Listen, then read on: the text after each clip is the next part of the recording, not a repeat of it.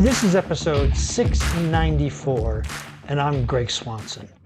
Today we're going to be talking about secrets to self-mastery. I'm wearing my Odin shirt in honor or tribute to today's podcast of self-mastery.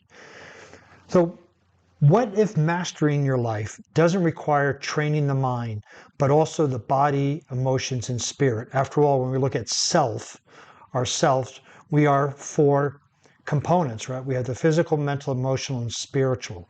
So self-mastery, in my perspective, means that we have to be able to master all of those four elements.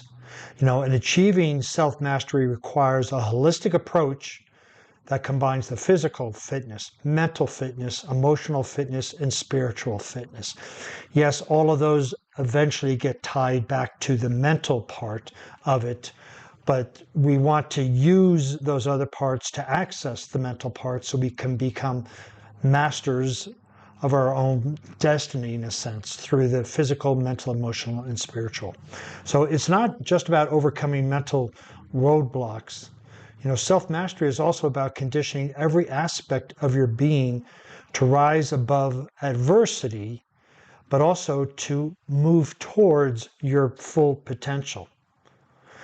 Studies have shown that balancing all four of these fitness pillars can reduce stress up to 60%, improve focus, and lead to a deeper sense of fulfillment. I mean, who doesn't want that? I think since COVID, we've all been kind of scattered, lack of focus. We don't feel fulfilled, and we keep looking for things. Well, maybe we don't need to look for things externally. We just have to look for things internally in the form of self-mastery.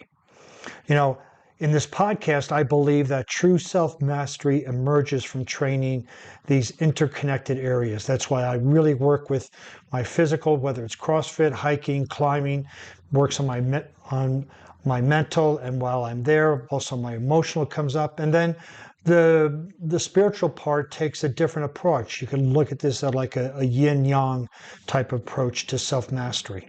But so are you ready to dive into these self-mastery secrets? I know if you listen to this podcast for any length of time, I've covered self-mastery quite a few times, and I'm hoping that repetition will help these concepts sink in. And if this is your first time, fantastic. You're going to really love these concepts. So let's dive into it. So physical fitness, right, is the building the foundation of mental and emotional strength, right? Physical fitness is your first step over overall resilience, because if you can't master your body, what else are you going to be able? You're not going to be able to master your life. So as you are running, as you are doing yoga, as you're doing Pilates, as you're doing when you're involved in physical fitness activities, you're going to come up with some roadblocks. Your body's not going to move the way you want it to. You're not going to be able to lift the way you want to. And that's going to cause some maybe mental consternation or mental chatter, monkey brain. And so the physical, then we go back and we persevere and we build our resilience to keep going over and over again. So the physical is important. You can't read a book about mental strength or mental fitness and just read the book and never get out the couch. You have to do something physical. And for some of you, that might be walking 5,000 steps a day. It may be even be walking 3,000 steps. But whatever it is, we need to push ourselves. Because remember, one of the C's in mental strength is challenge.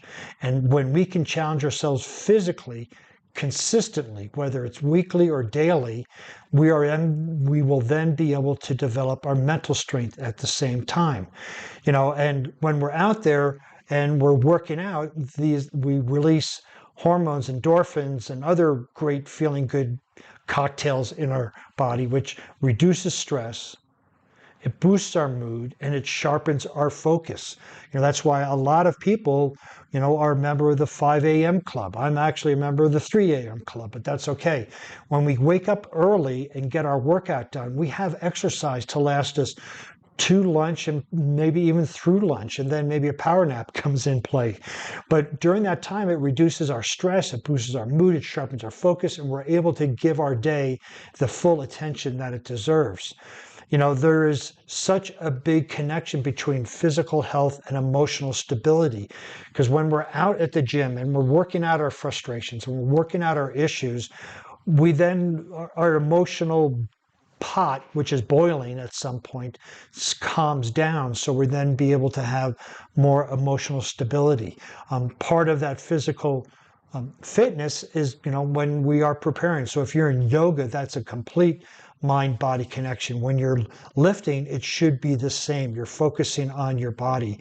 And when you focus on that, you're not focusing on the things that are getting you upset, so your emotions tend to minimize. So there's a huge connection between your physical health and your emotional stability.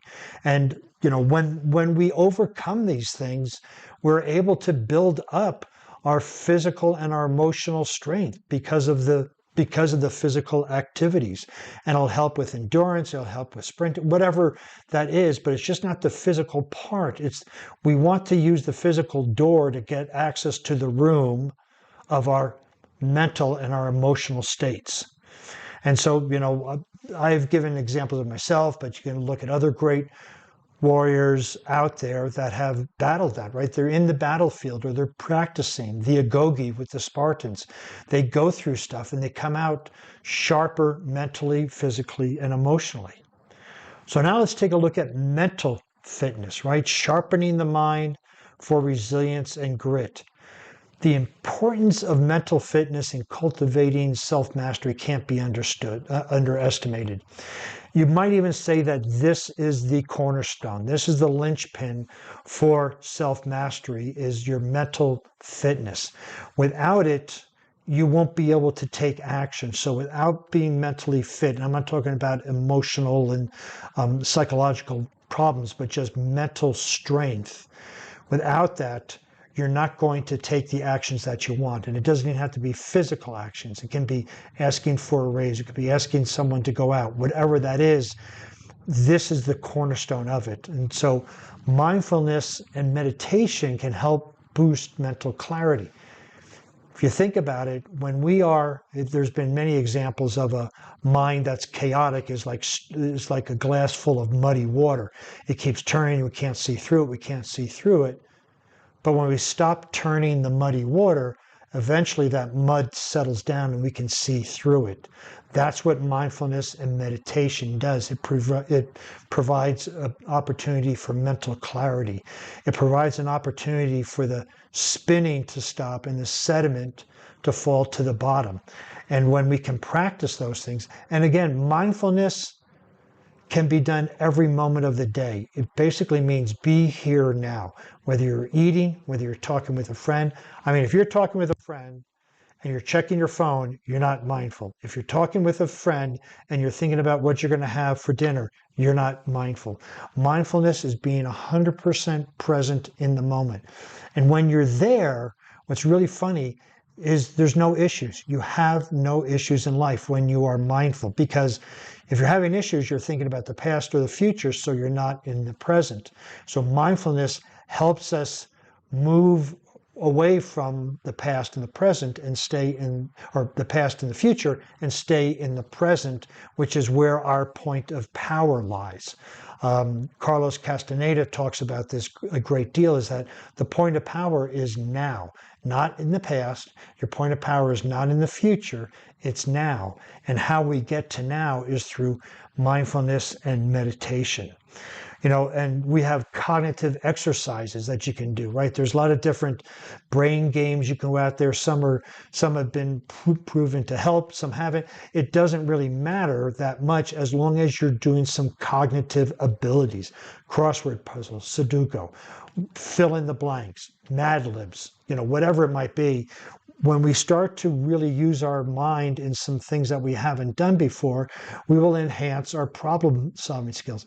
There's a tool used in athletic focus called a concentration grid. It's a 10 by 10 square, and in there is numbers that are assigned to different squares, 1 through 100. And the key is to circle the numbers in sequential order in a certain amount of time. Obviously, it's not going to be consecutive in the boxes, they will have them scattered. But doing an exercise like that, if you look up a concentration grid online, you can print out one and do it once a day and time yourself and see how quick you get at it. And if you're able to anticipate where the squares are, get another one, do another one. That is a great way. Athletes use that continuously to help with their focus. And training your mind to handle setbacks and challenges is the root of basically mental toughness and mental strength. When we train, right, the 4 C's, control, challenge, commitment, confidence. When we train our mind in those 4 C's, we will develop better mental strength, mental toughness, which will build our resilience and grit. And when we have resilience and grit, we keep going. And when we keep going, we are on the path of self-mastery. And there are many, many of these, right? We've talked about brain games, journaling, meditation. There's a lot of ways to go deep into that mental fitness and mental resilience that you can use. Now let's move on to emotional fitness, mastering your reactions and responses, right? And so that's an interesting word, action, meaning we are acting over and over again the same way we did in the past. Responses is being mindful first and then talking about what we want. My mom used to tell me the difference between, or when I'm mad, count to 10 before I say anything. Because when you're mad, you're reacting. When you count to 10, you're responding. And I've heard others say that what's the difference between a reaction and a response? About 10 seconds. So, so what we want to look at here with emotional fitness is the ability to regulate emotions and bounce back from adversity, right? It doesn't mean that we get annoyed or we don't get annoyed and we're like Spock from Star Trek, if any of you are familiar, but it means that we're able to regulate it. Yes, we get upset. We're not going to camp out there. We're not going to set up camp in these dirty emotions. We're going to acknowledge it. Yes, I'm mad at myself and I'm going to move on. Yes, I'm disappointed and I'm going to do better next time. So we want to be able to have this emotional fitness, which means that things are going to happen. We're human. We're going to respond in a certain way. And then we can choose by controlling our thoughts on how we want to move forward. So that is a big part of emotional fitness. And when we have the physical and mental fitness, it enhances emotional resilience. Just for myself, if you're trying to climb up a 14,000 foot mountain, you get up to 9, 10,000, you start getting frustrated. It's taking so long. What's going on? Blah, blah. But as I become more physically fit and mentally fit, those emotions come and go like birds flying by the window. I pay little attention to it, but I wouldn't be able to do that if it wasn't for challenging myself physically, which would then challenge myself mentally, which now challenges myself emotionally. Had a great interview with Mark Devine a couple of years ago, and we were talking about the door to mental fitness or mental strength is through physical. So the physical opens the door to the mental opens the door to the emotional, and the emotional opens the door to the spiritual. So we have this mental and physical combination that helps with our emotional resilience. And the emotional intelligence, and there's components of it. You can look it up. It's being aware of our emotions, being aware of somebody else's emotions, being aware of what's happening in a crowd, those type of things. That leads to self-mastery, because if we're not aware of our emotions or somebody else's emotions, we might just spew out crap that has nothing to do with the conversation or can be very hurtful. So when we can have this emotional strength, emotional intelligence, we will be able to be self-mastery, meaning mastering our emotions. Again, we don't block them off, we just acknowledge them and move on. And so there are definitely strategies for emotional fitness, such as a gratitude practice, emotional awareness. When we can be grateful, when we can acknowledge our gratitude, hopefully in a journal, at least at the end of the day for 3 things, that is a gratitude. That's an emotion that we want to foster. We want to improve. We want to grow, as opposed to watching the nightly news and getting very annoyed at either of the politics that are going on or what's happening with our budget, whatever. When we watch that, we foster this emotion of resentment, of anger and frustration. When we use a gratitude journal, we foster that of gratitude, happiness, joy, and love. So those are some great tools to use for your emotional fitness. Now, spiritual fitness is finding that purpose and grounding in self-mastery. So spiritual fitness, we could look at as you're aware of your values, you're aware of your virtues, you're aware of your purpose, and you embrace them every day towards achieving a goal or being on a path. And when you're on that path, you automatically say no to other things. It's like putting blinders on. And when we have those blinders, that is, we are walking in one direction. And that is basically what self-mastery is. You know, when we have our higher purpose, when we have this calling, this purpose, and then we have this path, and then we take plans for it, and then we progress and have people, right? This is, you know, the personal growth model that I've talked about before. But when we know our purpose, and our purpose isn't something that we can achieve in a lifetime, but it strengthens our resolve, because this is what I'm in this world for. This is what I'm going to do. And we can become masters of ourself, masters of our destiny. By saying yes to one thing, we automatically say no to 1,000 things. If we don't know our purpose or not on our path with heart, we will say yes to everything. There'll be a lot of squirrels, there'll be a lot of shiny objects, and we will lack that self-mastery. And there's this great connection between spiritual and emotional and mental, right? We have meditation, we have reflections. You know, if you have a journal, a gratitude journal, or a journal, either way, at the end of the day, you can use it for reflection. How did I live my purpose today? What values did I express? How did I embrace my virtues? And when we can start to look and review and reflect on how our day went, we will then start to embrace this spiritual fitness. And when we have this spiritual fitness, it also helps as a stabilizer for our emotional fitness. So let's talk about integrating these 4 pillars of fitness for self-mastery, because we've done a good job on looking at each one of them. You know, we can combine our physical, our mental, emotional, our spiritual fitness into a cohesive practice. I recommend that we have an AM routine, a PM routine, a work routine, and a sleep routine. In that AM and PM routine, we want to include all 4 or at least 2, right? So we may have a physical practice in the morning, and we may have a mental practice in the morning about what we want to do. And at night, we may have an emotional practice and a spiritual practice that is part of journaling and reflecting in gratitude.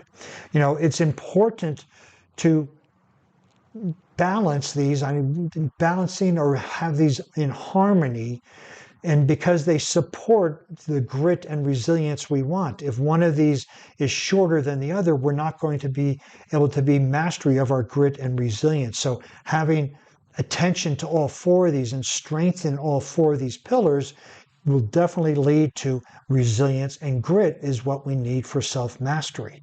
You know, daily routines can do this quite well, right? As I just mentioned, an AM and a PM, but not just the AM, but now what specifically in the AM. You're going to go run, you're going to go work out, and you dive into what those routines are.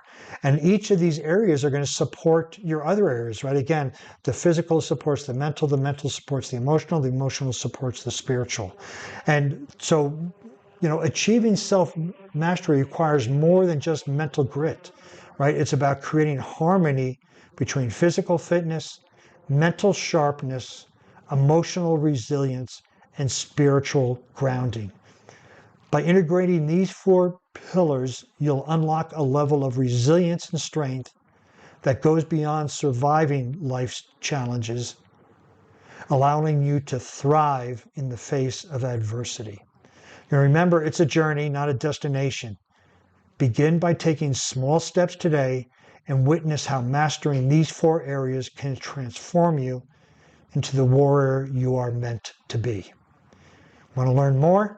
reach out and request your complimentary breakthrough session. You can find the link on my website. If you like this podcast and want to see the show notes, you can visit warriormindcoach.com. While you're over there, you can find some more useful information in the form of other podcasts and blog posts, and you will be able to find the link to request your complimentary breakthrough session. Since you'll be on the internet, please follow me on LinkedIn, Facebook, Instagram, and Pinterest under Warrior Mind Coach.